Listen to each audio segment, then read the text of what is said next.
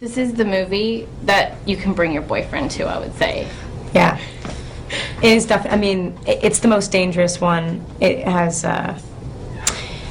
you know, battles ensue and all of that. It holds on to the romance aspects, but it definitely is more exciting. I love that just from like the word go, you get the scary element of it, and it just doesn't stop, does it? It's just, there's no like breathing room in it. Yeah, it has a much faster pace than the other ones, I feel. There's a lot going on.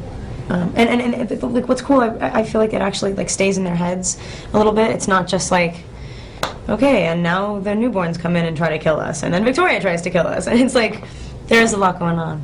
And like, I love that you guys finally all get to be in the same scene, you and Taylor and Rob, for like more than 2 minutes at a time. Is that fun for you guys to like, because you're all really good friends, but like, is it nice to just do an actual scene together? Yeah, it's weird, because like we've had such very particular and complex like on-screen relationships very separately, and to see them act so differently with each other, because they act, I mean, there are different sides of them in front of each other that I never saw before. So it was like, it was perfect, because Bella does the same thing. She sort of looks at them and goes like, what is wrong with you guys? So it was a trip. It was weird. Now, I can never tell if Rob's being serious or not, because I know he's got an awesome sense of humor, but he said something like that Taylor was dressed in some sort of gray unitard, and you were like petting his head. Isn't unitard a great word? I love unitard. That's why I wanted to use it. But is that true, or was unitard? Yeah. He's not lying. Okay. He had to wear a gray spandex suit with his little face, like literally like bodysuit. And because when he's Jacob Wolf, there's this one part where I speak to him and pet him and stuff, and I just didn't want to do that to like a model. And yeah, it's funny. It's weird. I think that's like my favorite scene in the movie, because it's like, I love animals, and so I just was like, you're connecting with him, but you're treating him like I would treat my animal, which is bizarre. Yeah, I know, it's weird. It is like, yeah, no, I never really thought of it like that. That is weird, but it's kind of sweet too. It is really sweet. Yeah. And there's so much awesome music on all of these soundtracks, and they've done such a great job of like making them cool and introducing people to new artists. What are new artists that you're really into, or that maybe stuff you were listening to while you were filming?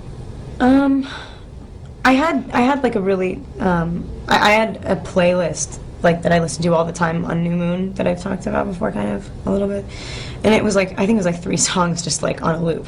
But I didn't have particular music that like I needed to listen to on this one. Okay. I was listening to, I really remember what I was listening to, but I love the soundtrack. It's weird. I only saw the list a couple days ago, and it oddly has like a whole bunch of bands that I've recently been really obsessed with, and it's just like a coincidence because I had nothing to do with it. It's awesome, but like I'm really excited about the soundtrack. And I know like your experience in Australia, from what I heard, was like pretty full on. There was lots of paparazzi, and it was like pretty intense for you guys.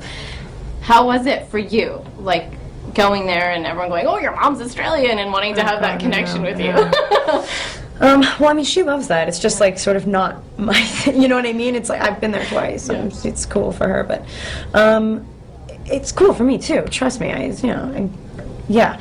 But we had a good time. I know that the paparazzi pictures looked crazy. I was like flipping off the cameraman. That's why it looks crazy, whatever.